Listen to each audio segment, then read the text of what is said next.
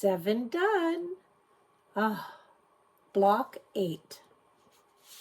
Block 8 is going to be a really easy one as well. They're all easy. And it's called Around the Corner.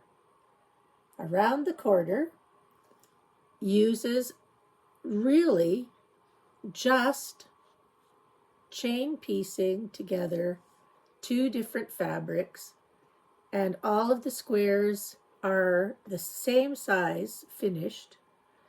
The 4 corners have got half square triangles, so of course we're going to start those off with 5-inch blocks, and when the half square triangles are made, they will be trimmed to 4.5 like all of the rest.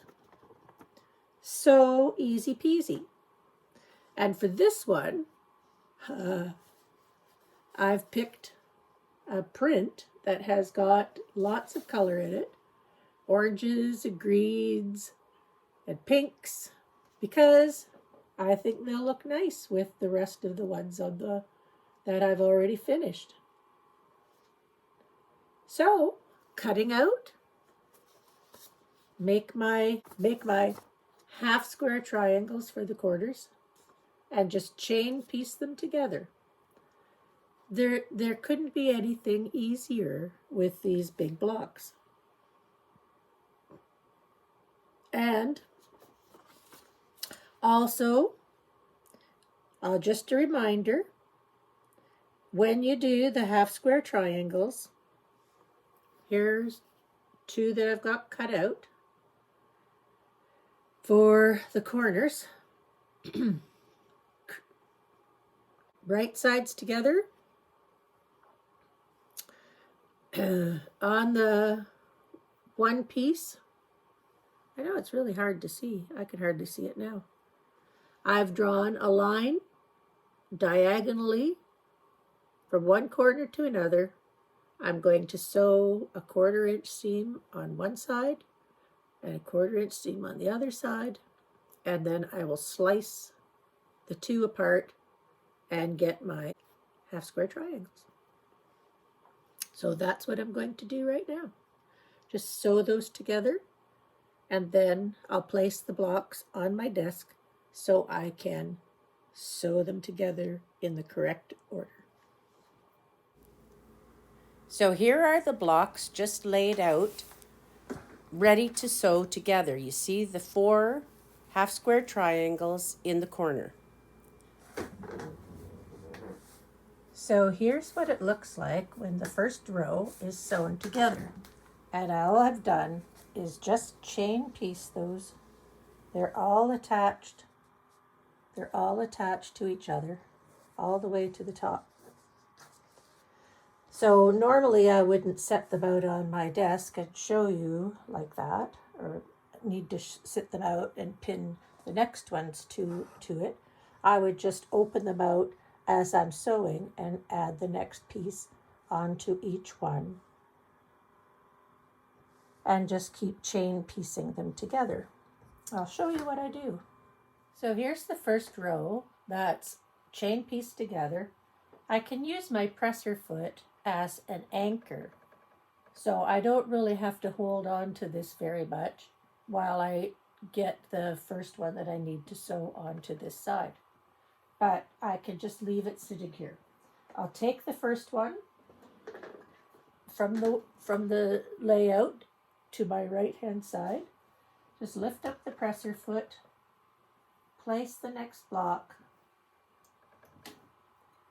line up the edges. So almost to the bottom, open up the next one, pick up the piece that goes on there,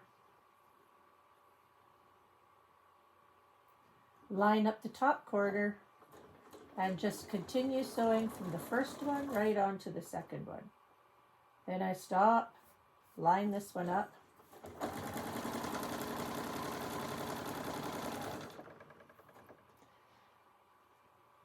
make sure, you can always tell which way they need to go. They really can't twist around too much.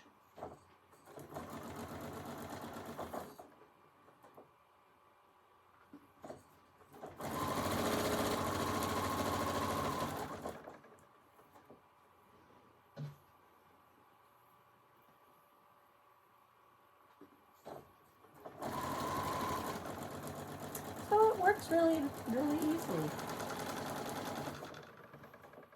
I guess it would work with smaller pieces as well, but I like to make big blocks. I like the impact of the colors together.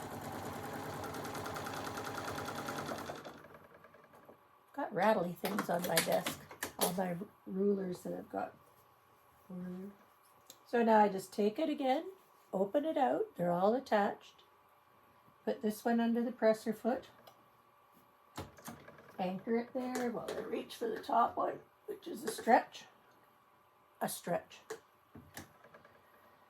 And just start with this one at the top.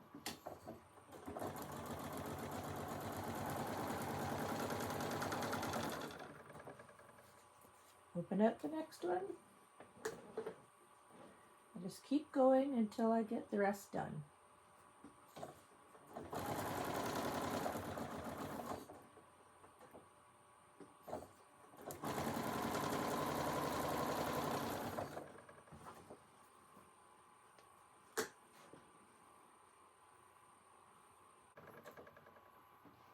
So when you're sewing, what kind of things do you think about? Are you just concentrating on your sewing? Are you thinking about what's happening outside, whether it's snowing or whether it's a lovely day and you should go outside and walk? Or are you just feeling the textures of the fabric under your presser foot and looking at the colors and the patterns and just marveling at the texture of the fabric and how it feels? I don't know. I think I just like the way fabric feels, and I like the way just a few simple tricks can make something that's really, really useful. Here's the last row. Get this one in the right order, because that's the only one that really needs to be in the right to make the pattern look good.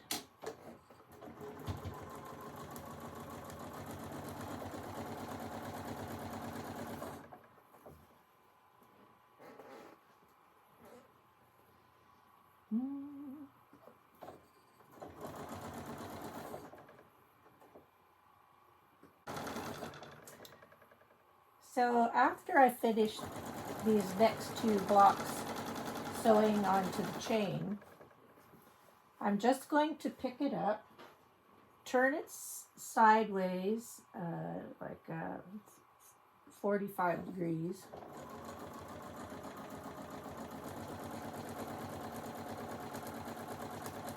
And start sewing the rows together.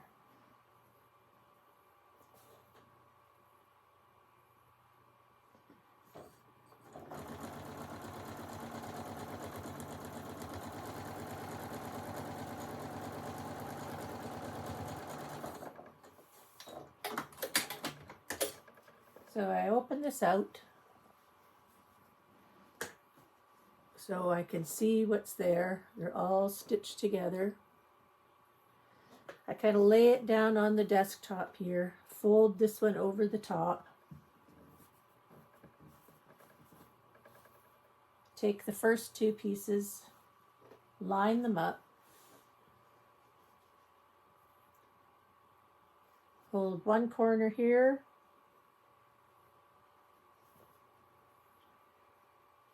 and one corner here, so the top is on and fold it over. So the only thing I really want to do here is when I stitch across the seams, one of them is going to turn under and one of them is going to turn over the top. So they nest together at the seam. And with the first row, it doesn't really matter which one goes which direction. But on the second row, you want to have the one that you've previously sewn on the top so you can see which way you folded the seam allowance over. I'll show you.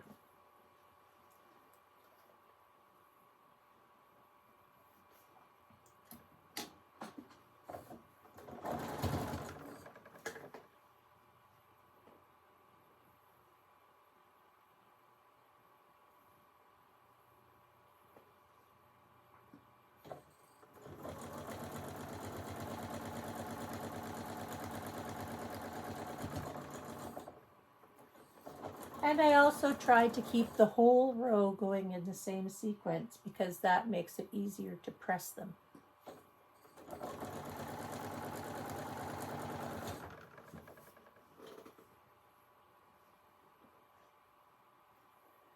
Just keep the edges together.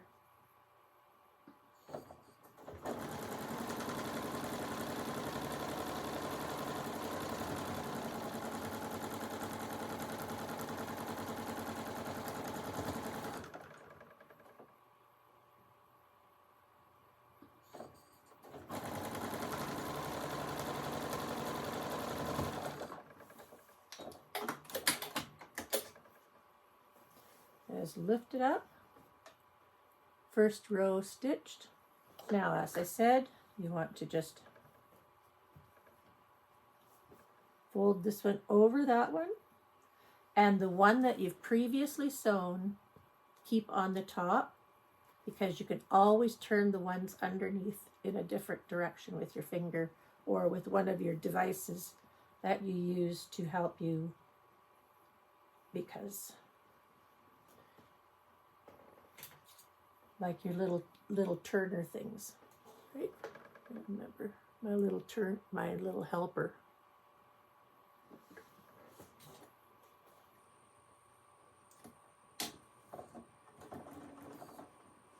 So this one is turned that direction, this one turns in that direction, and the underside goes in the opposite way.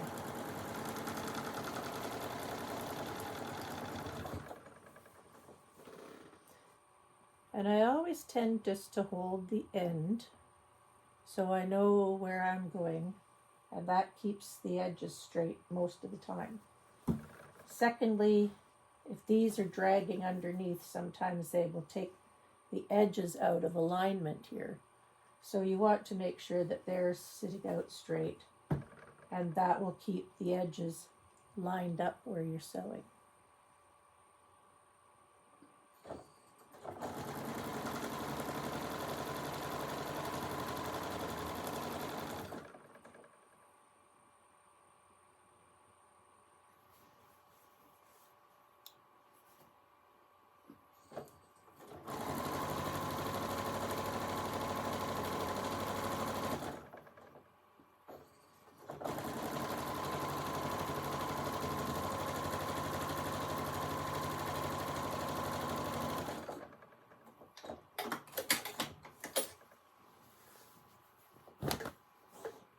Next one folds over that way.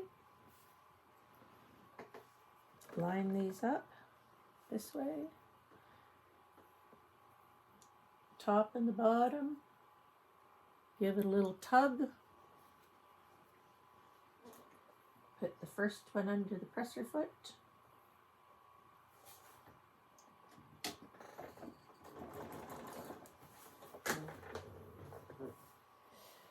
Hold the other end.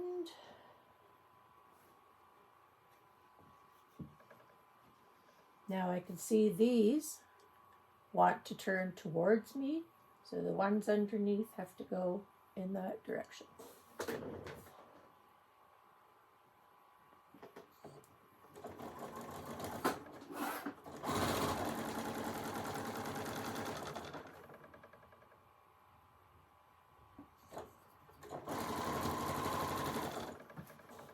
Sometimes it's easier to hold underneath to get the seam allowances even.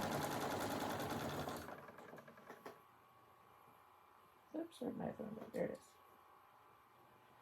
Sometimes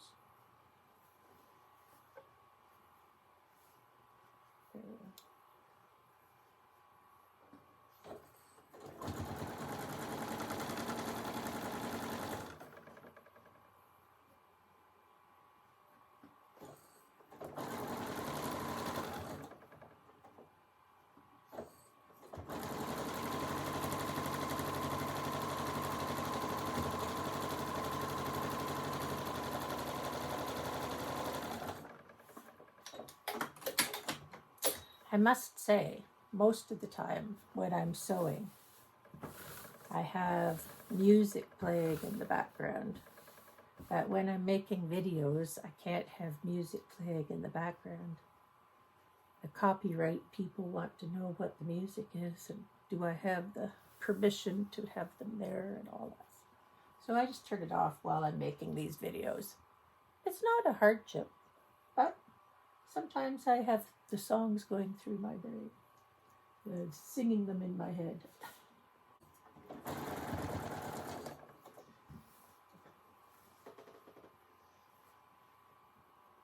I don't know how people can watch television when they sew. That is a skill I have never learned. I do have a monitor in my sewing room, but I must admit I don't watch things when I'm sewing. I listen to things. Quite often I listen to talk type things. Like in Canada we have CBC radio, and that has lovely commentary about Canadian issues and Canadian artists and events that are happening. There's my plug for national radio.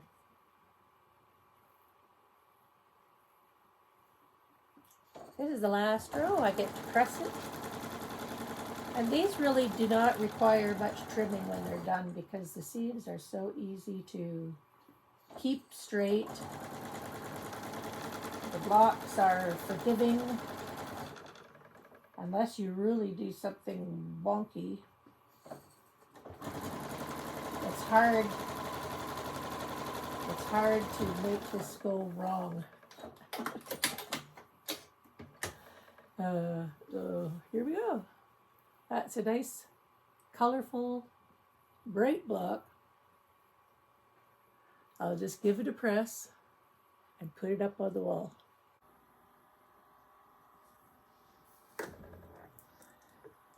So all of the corners are lined up quite well.